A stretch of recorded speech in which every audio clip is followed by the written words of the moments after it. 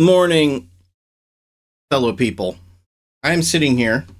I'm having a homemade. Look at that. Look at that. Oh, yeah, it's almost gone. We got bacon and egg. There's still a little bacon on this joint. You can see it if you just, you do. Oh, there it is, bacon. And, this was the quick.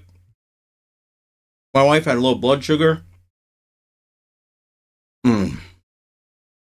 Oh.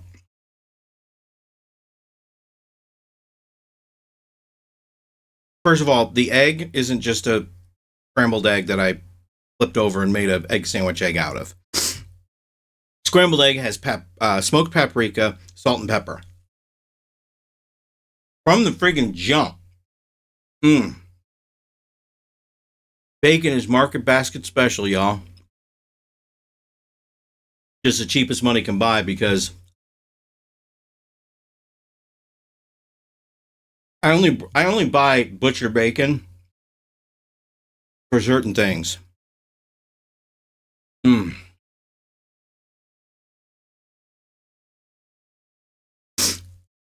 that, delightful. New plates.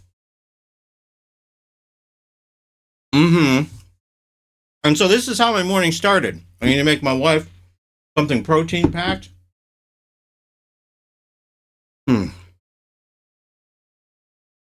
Putting their numbers up to normal, her numbers up to normal, and something that pairs well with sweet tea. So that's what I did. Egg, paprika, salt, pepper. Scrambled, but cooked like an omelet. Flipped over once, flipped over again so it makes quarters. Stacked onto the English muffin with bacon on top. And I actually cooked the eggs in the bacon fat. And then I grilled the English muffin on the griddle after buttering it like I was doing grilled cheese. Boom, breakfast sandwich. I know that's not... Gee, Vince, I thought you were a chef. I am. That was like a 5-minute breakfast. Oh, Lord, it's so good. And now, I got the breakfast joint happening. I got the shades on now. You know what that means. Going to town. Oh, yeah, we're going to town. So going to town. We're going to get the camera. We can go into town. It's going to be great. But here's the thing.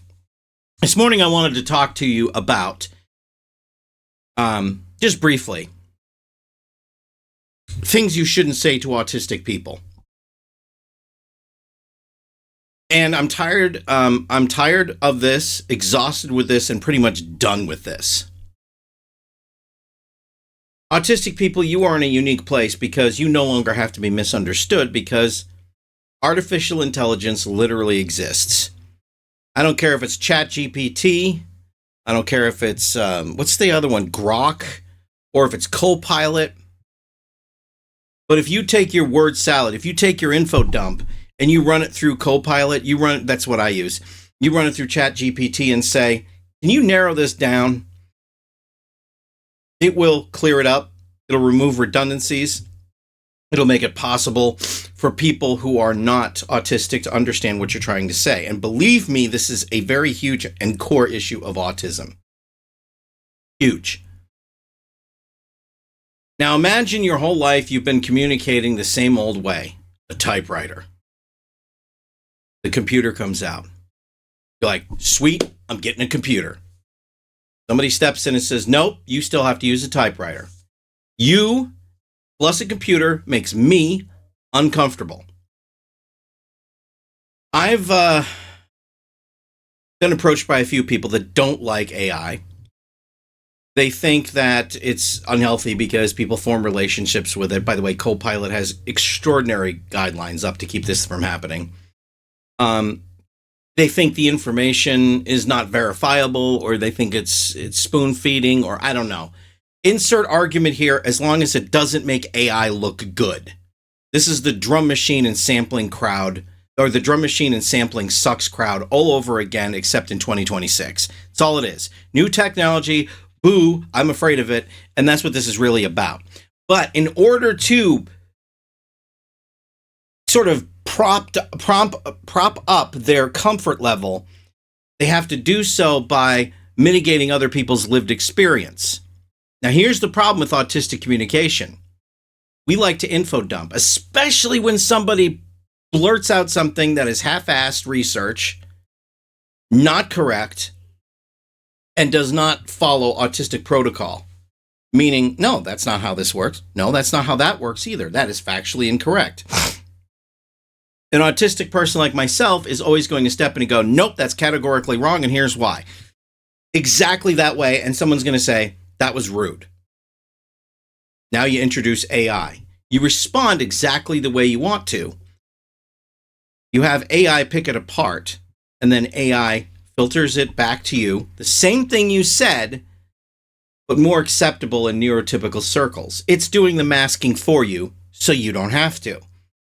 I cannot illustrate how important this is because masking is absolutely exhausting, physically and emotionally. And it is absolutely inappropriate to ask somebody to mask just because it makes you comfortable. Period. Full stop, end of statement. Do not pass go. Do not collect $200. So when somebody tells me you still need to use a typewriter, and let's just say that I was a crappy typist to begin with because the keys were clunky. They're heavy. They sound like, I don't know if you heard that. That's my Underwood. They're heavy. They're clunky. You get double spaces. You get typos. It's a mess, but you get the computer. You can delete. You can highlight. You can do all this editing. That's the difference. That's the parallel that I'm trying to get people to see. My using AI is me upgrading from a typewriter to a supercomputer to try to keep pace with a world that's built around neurotypicals. Everything around you is built for and by neurotypical structure, including academia. School systems largely are built around neurotypical scaffolding, which means if you're running a different operating system, you're lost.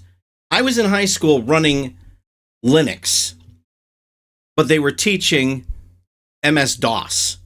And everybody understood MS-DOS except my Linux operating system.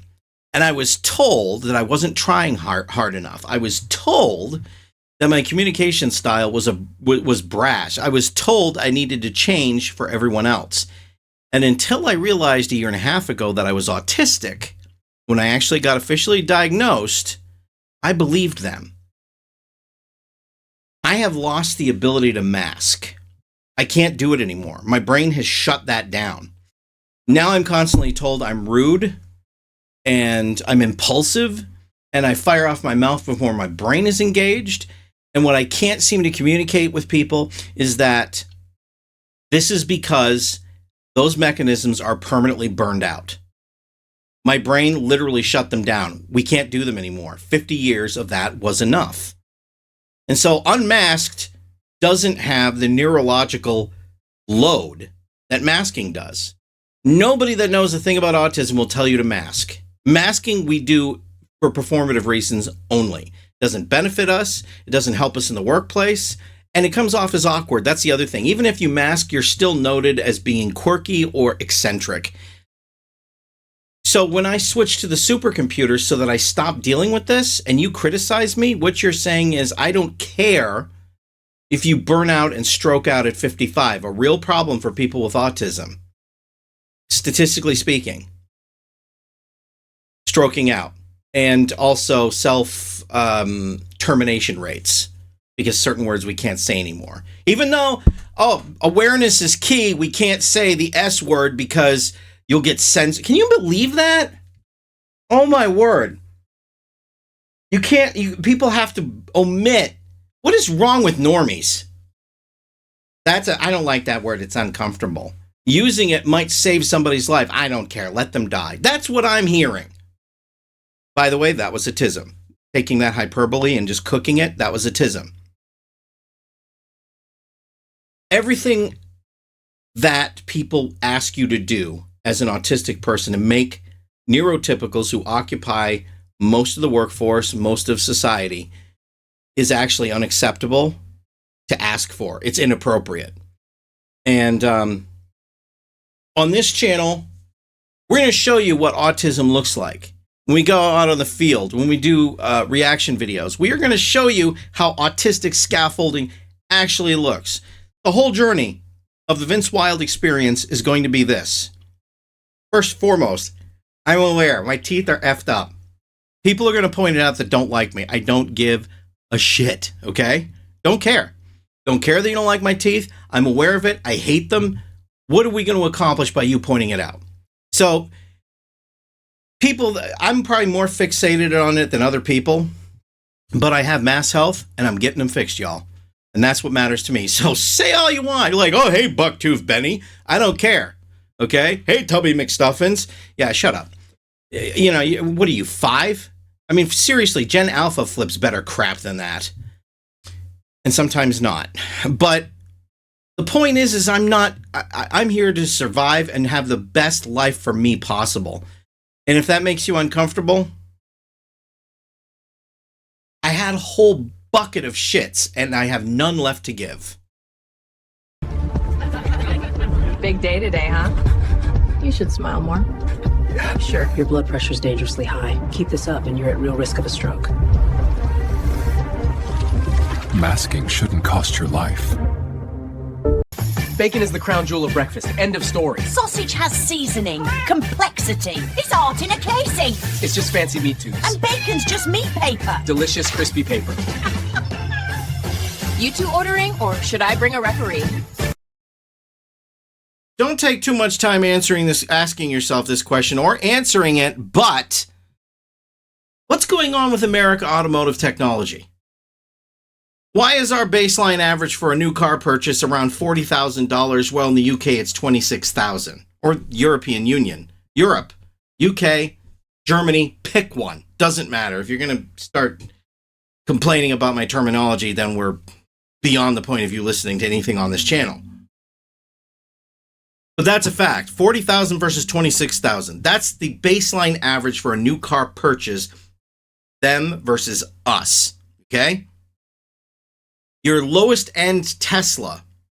Lowest end. Let me call up my numbers. Is the Tesla Model 3. It's $36,990. Standard rear-wheel drive trim, currently the lowest Tesla price. Okay? Next one down is the Hyundai Ioniq 5. No special, nothing. Just new lowered price for 2026 models. Well, at least we know they're not blowing the number 4 cylinder valve. The Renault 5e. $27,500. Now, the Renault 5 has been in America before. It was called a car. Yeah, if you didn't buy one, a lot of people didn't because it was a complete marketing mismatch. They took the Renault 5, looked at our market and said, hey, they're switching from large cars that don't get great fuel economy to smaller cars that get incredible fuel economy, compacts, subcompacts, and midsize with 4-cylinder engines that boast decent fuel economy. What should we do? Should we give them something comparable? Nah, give them the Renault 5, but don't call it the Renault 5. Just call it Le Car. One of the biggest marketing blunders in my lifetime, easily. Because what you introduce is the Renault 5 Turbo. What is that? It's above my head. Looks nothing like the Le Car, does it? Because it has all these different option packages. It's got extra molding. It's got extra body panels and whatnot. It looks like a menace. And yeah, it eats cars well above its class for lunch. Even now, even 40 years later. Where are these cars? How come we don't have the Opel GT? How come we don't have the Renault 5 Turbo or any Renault? Megane? Clio RS? A car that eats Mustangs for lunch easily? I don't know. Oh, by the way, I am talking about 6-cylinder Mustangs, but if you punch that RS up into a 6-cylinder, it will destroy the V8 variants as well. So why? Why? Well, we have something called a triopoly in this country. The triopoly is held by Chrysler, GM, and Ford. And the purpose may surprise you. First and foremost, you might have been saying to this video, well, of course they're not over here. We have stricter safety and emission standards. No, we do not. We have more complicated emissions and safety standards. How do I know? What does this guy know? What's your certification? I'm a mechanic, certified, okay? And I've seen both types of technology. The American automotive philosophy is something they call quarterly optics. Whole lot of money in a short amount of time. Employees and customers be damned. That's a crude summarization. I can do another video about how it works, but it's basically affected every aspect of American culture.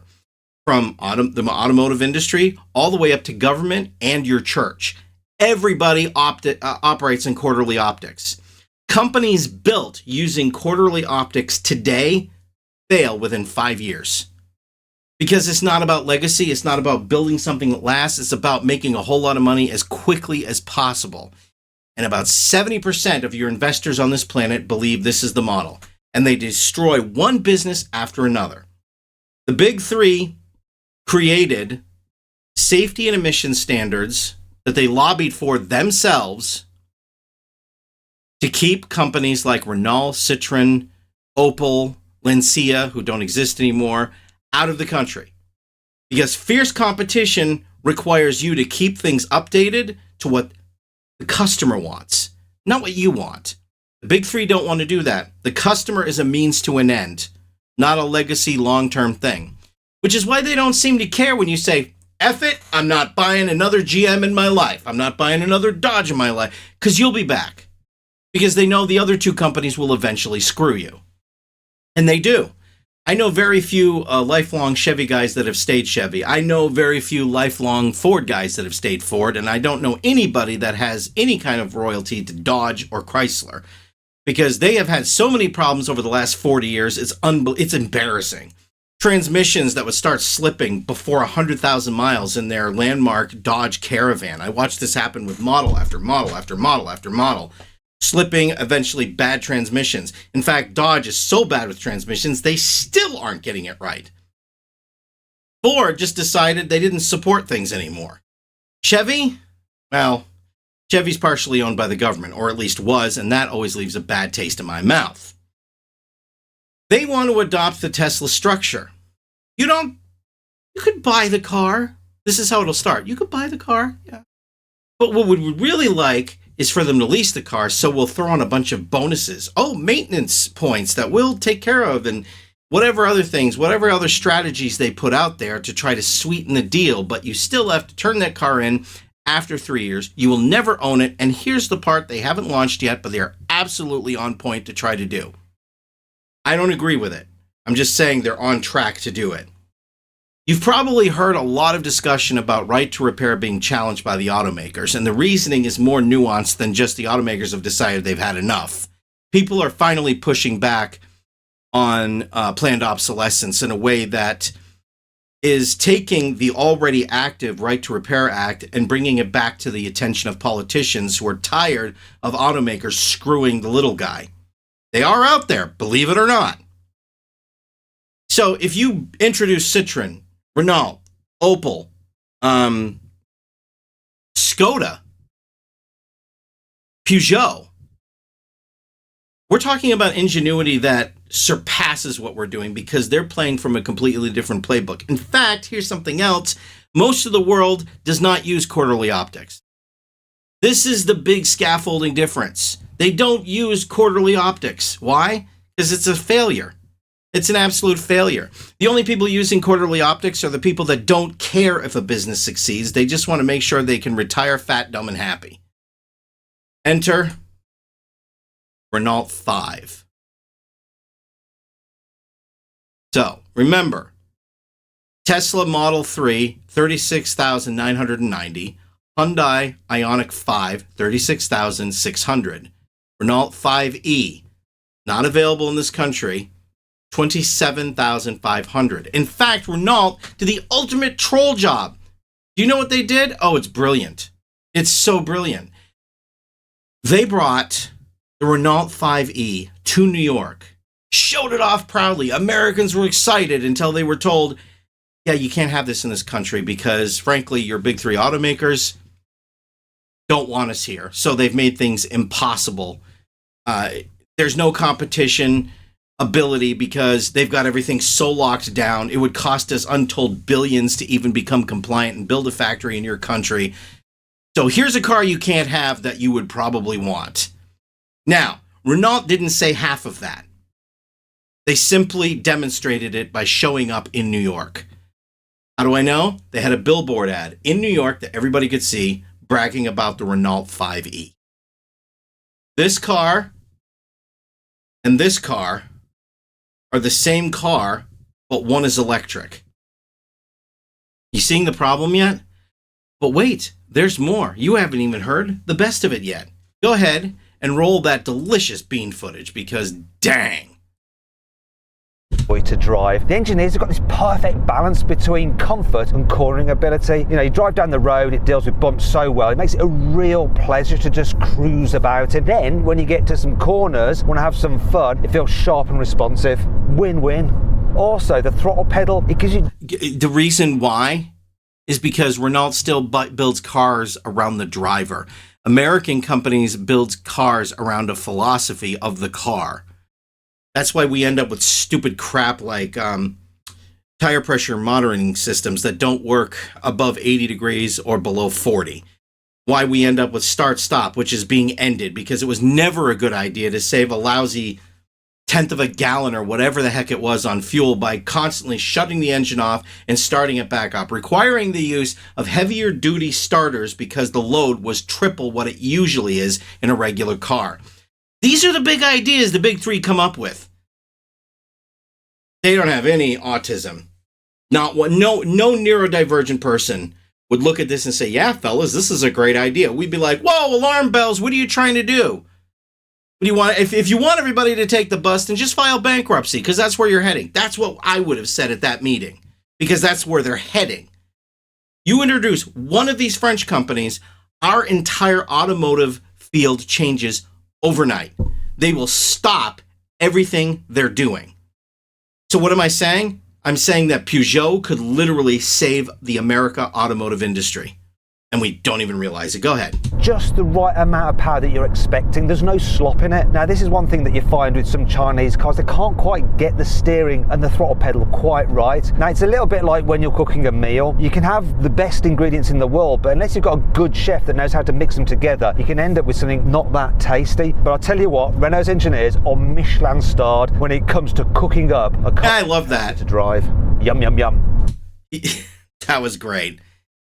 100% on point too. It's a totally different philosophy. I can't hammer this home enough. American viewers, you've got to lock into this because if you don't demand the change, it won't come.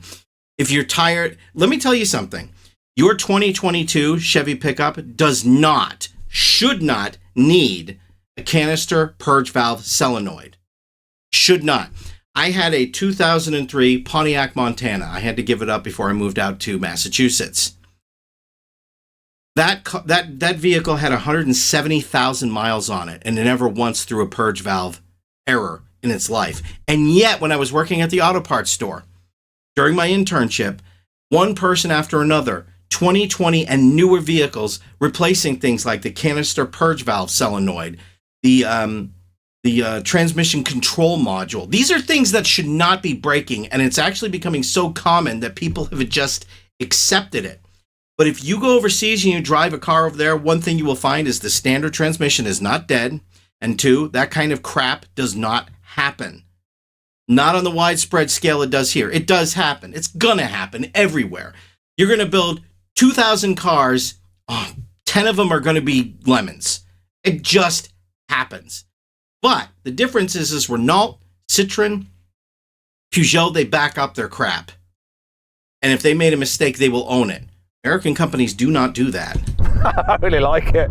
Now, full disclosure, I've always been a bit of a fanboy for Renault sporty models, so I always preferred the Renault 5 GT Turbo over the 205 Lovely car. GTI. Now, most motoring journalists won't agree with me, but that's how I feel. That was a Also, Peugeot. the Renault Megane R26R is one of my favourite hot hatches ever. I remember going on the launch of the Ford Focus Mark II RS, thinking that was... You don't understand either that a hot hatch in France is a different beast than an American or even Japanese hot hatch.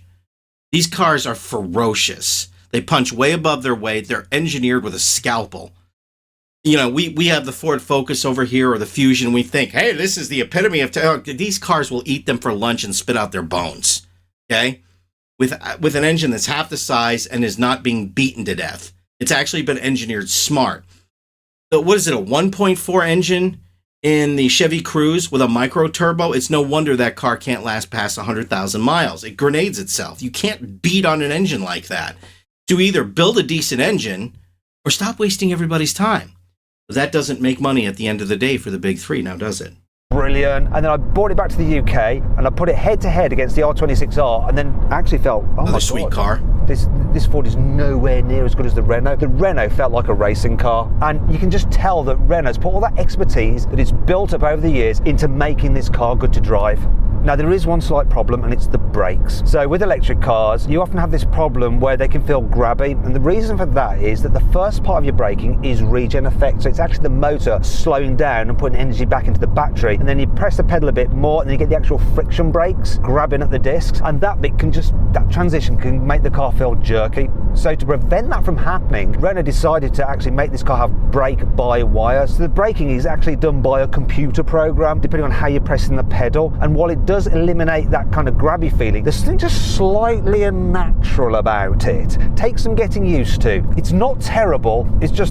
When American cars involve a computer, I hate it. When the French do it, I know they're being smart about it. If an American car involves a computer, lane assist, they've taken away driving. They might as well just put us in a pod and shoot us across the atmosphere. Because that's what they're leaning towards now anyway. Like American automakers, American senators, whoever, always look at the American public as really stupid and barely being able to remember to breathe. And so they come up with lane assist. They come up with 360-degree cameras. They come up with all of this crap that really isn't their philosophy at all. Their philosophy is the more crap we put in, easier it's going to break, and we can get that upsell. Because that's what the American philosophy is about. That's what quarterly optics is about. You just bought this car. You just leased this car a year ago. You bring it back with a major problem. The upsell is on deck. And believe me, they figured out how to make money coming and going with this scenario. It's just, all three of them completely corrupt. We need a French option in this country to even the playing field badly. That when the throttle and the steering is just so spot on, that stands out as being not quite perfect. In terms of performance, this car's got it going on as well. So this 150 model has plenty of get up and go, you put your foot down, and it's nippy enough for overtaking on the motorway. But what about when you want to accelerate from a standstill? This 150 version of the Renault 5 is supposed to do 0-60 in 7.9 seconds. Let's see what it can really do. Here we go, 3, 2, 1. Not sure that was... Oh, the stability control killed that one.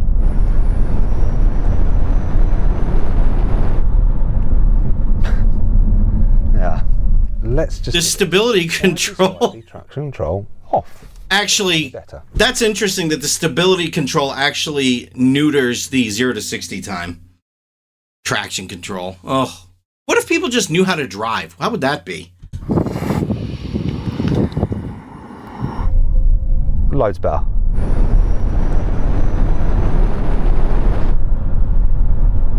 Yes, success. Right. 7.54 seconds.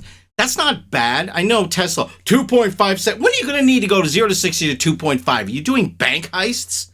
Holy crap. So that car, as it exists, is $27,500. That's the U.S. market estimate based on global pricing, not officially sold here yet. The French companies, you want to rule ass? You want to actually overcome? Make the risk. Make the risk. Hell, make me a brand ambassador. I will drive whatever you hand me. if I think it'll do something to finally bring the big three automakers, the triopoly, under control. Because right now, it's out of control. We took vows of poverty, but the kids, they deserve more. Time to roll, sisters. For the orphans. Faith, Fury, Flat Track, Renegade Nuns on Wheels, a new series, streaming soon. 72, he stepped onto sawgrass with just 4 clubs, a driver, a 5-iron, a wedge, a putter, and he left with a championship. This summer, meet the man behind the swing, Slick McGurk. The Van Halen controversy continues, y'all. It just keeps going.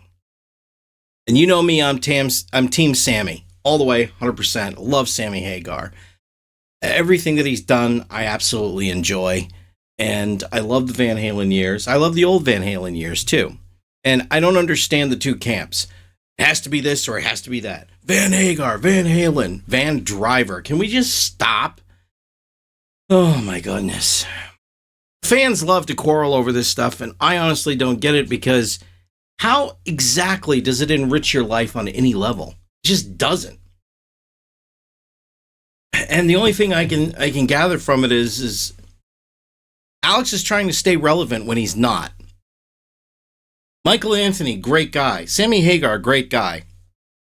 The new video, Encore, Thank You, Good Night, phenomenal music with the one guitarist that cannot get overshadowed by Eddie Van Halen, but can only ever share a lane. In other words, I don't think Satch is better, but he's definitely not a subordinate, or he's definitely not an inferior, and he definitely draws influence from Eddie, because, like, freaking everybody does. But then this hits, and it's just like,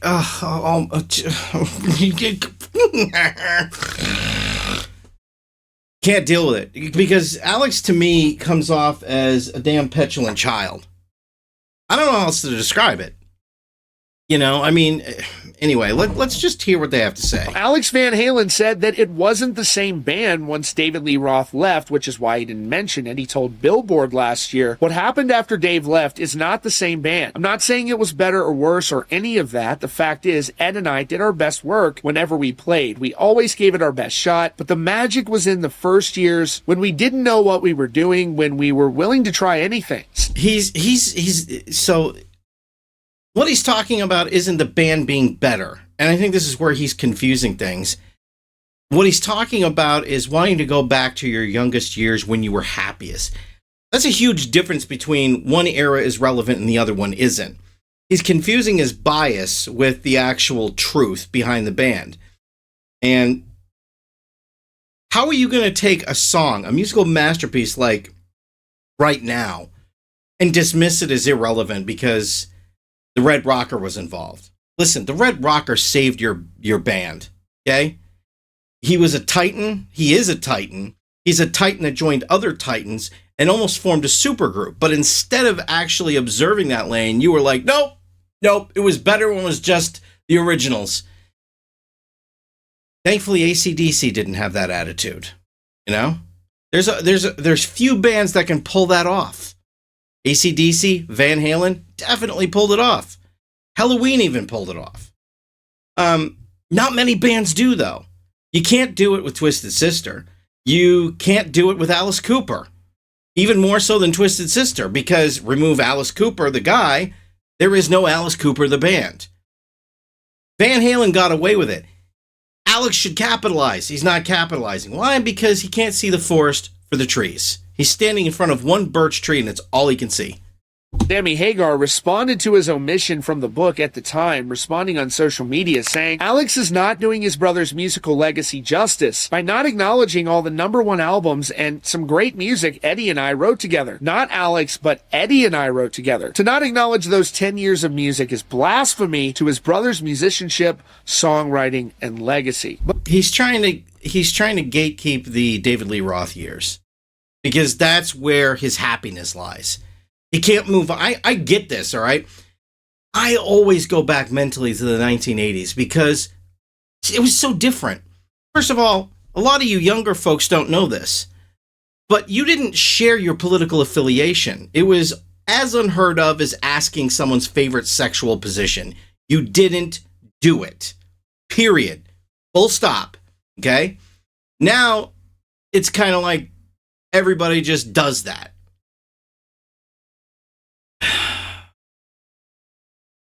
Now, in the modern era, everybody is plastering it on their bumpers, right?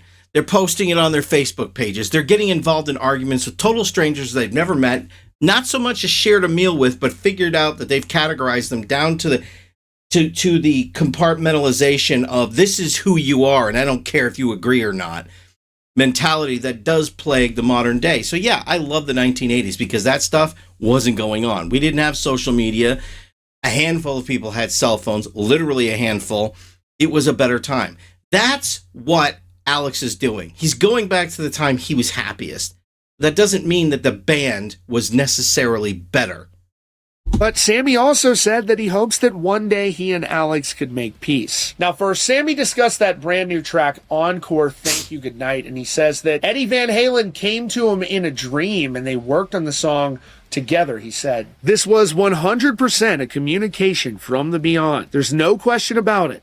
I dream about Eddie all the time, quite honestly. It's a fantastic conversation with Rolling Stone, which I've..." Actually, I don't believe in messages from beyond the grave, you know? It's one of those things that I kind of categorically don't believe in. Sammy was with Van Halen for so long that he actually started speaking their language. And turn that off. And so it doesn't surprise me that Thank You, Encore, Goodnight sounds like Van Halen. First of all, Michael Anthony on bass. But Satriani nailed the Van Halen vibe. Nailed it. That's got to be driving Alex nuts. But that was the point. It was one more last hurrah for the guys that brought us songs like Pound Cake and Right Now and dozens upon dozens of other great songs. Even songs that didn't make the greatest hits charts that were still arguably really good. And so I don't understand this position by Alex Van Halen. He's certainly not going to make money with it. He's definitely not honoring the legacy. I really don't know what he's doing. Sorry, folks. You know,